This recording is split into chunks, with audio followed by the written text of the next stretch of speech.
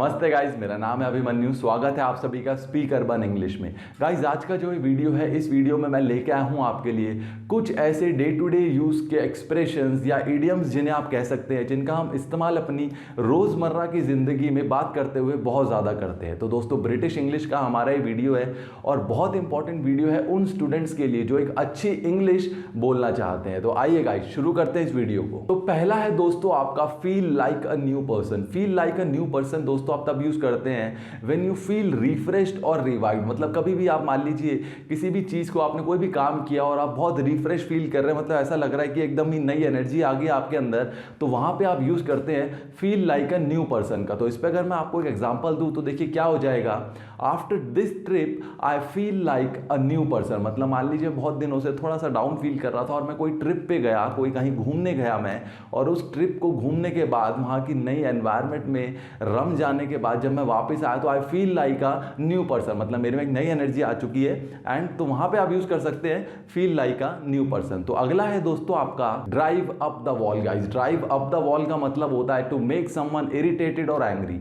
मतलब किसी भी इंसान को अगर आप इरिटेट कर रहे हैं या कोई आपको इरिटेट या एंग्री कर रहा है तो वहां पे यूज करते हैं आप ड्राइव अप द वॉल। तो इस पे अगर मैं आपको एग्जांपल दूं तो देखिए क्या हो जाएगा। His tuneless singing drives me up the wall. मतलब मान लीजिए आप वैसे ही थोड़ा सैड है और कोई बेसुरा गा रहा है बहुत, तो अब उसके आप सिंगिंग से परेशान हो गए हैं, इरिटेट हो गए, एंग्री हो गए, तो वहां पे आप यूज कर सकते हैं, आप बोल सकते हैं कि his tuneless singing drives me up the wall. तो अगला है दोस्तों आपका hang in there. Guys, hang in there का मतलब होता है guys to stay calm and continue doing something even when things go wrong. मतलब मान लीजिए आप कोई काम कर रहे थे और अचानक से कुछ चीजें, परिस्थितियां सही नहीं है, तो उस परिस्थिति में अगर आप काम है, कंपोज है, एकदम शांत मन से उस काम में लगे रहे, लगातार निरंतर प्रयास करते रहे, तो वहां पे आप कह सकते हैं हैंग इन देयर। तो इस पे अगर मैं आपको एक एग्जांपल दूं तो देखिए क्या हो जाएगा।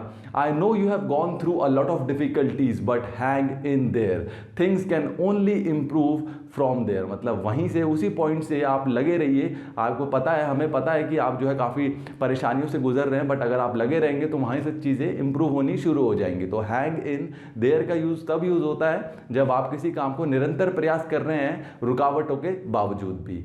तो अगला है दोस्तों आपका better late than never. Guys, better late than never का मतलब होता है it's better to do things later rather than not doing it at all. मतलब किसी काम को देरी से करने में ज्यादा भलाई है बजाय इसके कि वो काम हो ही ना। तो इस पे अगर मैं आपको एक एग्जांपल दूं तो देखिए क्या हो जाएगा। The dress arrived after the dance but better late than never, I will wear it to the next event. मतलब जो मेरी ड्रेस थी, जो डांस से पहले आने वाली थी, मेरी डांस परफॉर्मेंस से पहले आने वाली थी, वो डांस परफॉर्मेंस के बाद आई, बट आई से कि it's better late than never. मतलब अच्छा है कि वो आ गई बजाय इसके कि मेरी ड्रेस आती ही नहीं, तो मैं उसे अगले इवेंट में यूज कर लूंगा। तो अगला है दोस्तों आपका speak of the devil. Guys, speak of the devil का मतलब होता है guys when someone comes unexpectedly while being talked about. मतलब मान लीजिए आप किसी इंसान के बारे में बात कर रहे हैं और तुरंत वो इंसान आपके सामने अगर आ जाए कहीं से, तो वहां पे आप यूज करते हैं स्पीक अप द डेविल का। तो इस पे अगर मैं आपको एक एग्जांपल दूं तो देखिए क्या हो जाएगा। तो मान लीजिए कोई फ्रेंड है हमारा, तो मैं आपसे पूछता हूं डिड यू सी बॉब।